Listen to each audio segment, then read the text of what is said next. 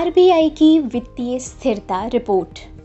नमस्कार दोस्तों, परीक्षा आइडिया के इस वीडियो में हम आरबीआई की वित्तीय स्थिरता रिपोर्ट और इससे जुड़े सभी परीक्षोपयोगी पहलुओं के संबंध में विस्तार से चर्चा करेंगे। क्या खास है वित्तीय स्थिरता रिपोर्ट 2022 में?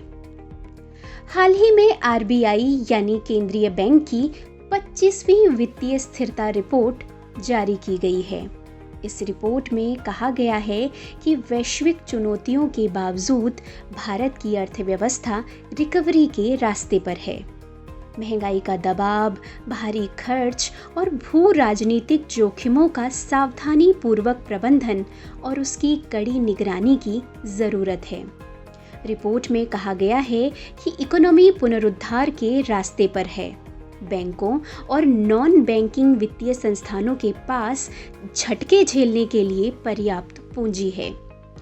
यूरोप में युद्ध की वजह से वैश्विक अर्थव्यवस्था खस्ताहाल हो चुकी है। इसकी वजह से महंगाई बढ़ गई है।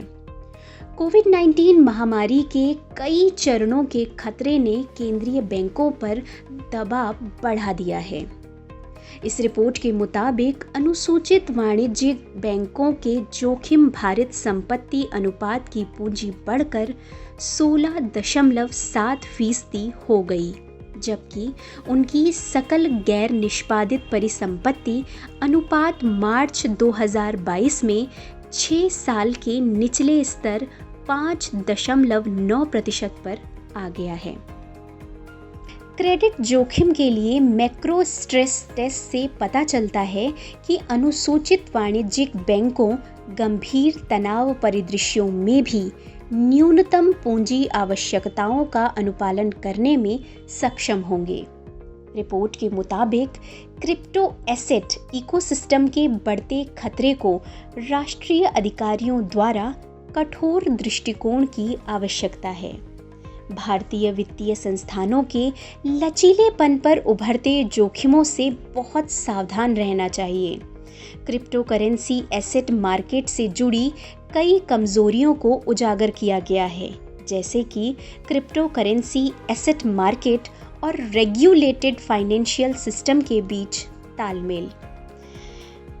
क्रिप्टोग्राफी और डिस्ट्रीब्यूटेड लेजर तकनीक द्वारा संचालित तकनीकी प्रगति ने क्रिप्टो और स्टेबल कॉइन जैसी नई डिजिटल एसेट का उदय किया है।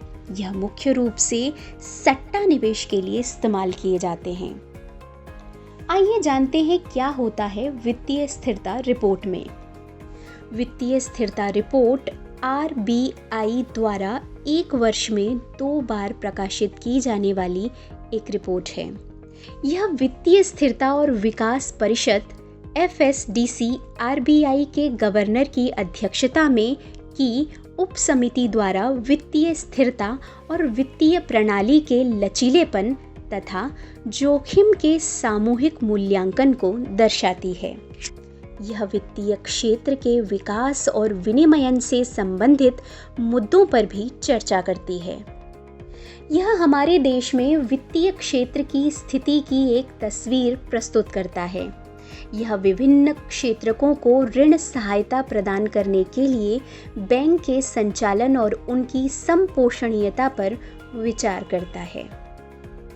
इस वीडियो के बारे में अपने सुझाव और फीडबैक कमेंट सेक्शन में देना न भूलें।